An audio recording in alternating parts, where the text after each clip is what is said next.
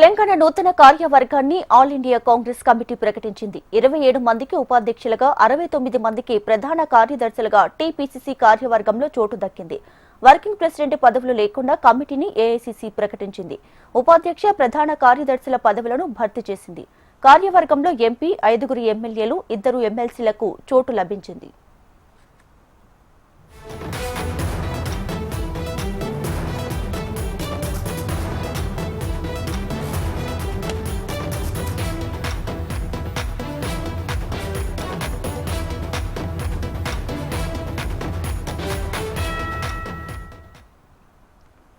తెలంగాణ నూతన కార్యవర్గాన్ని all India Congress committee ప్రకటించింది. 27 మందికి ఉపాధ్యక్షులుగా, 69 మందికి ప్రధాన కార్యదర్శులుగా టీపీసీసీ కార్యవర్గంలో చోటు దక్కింది.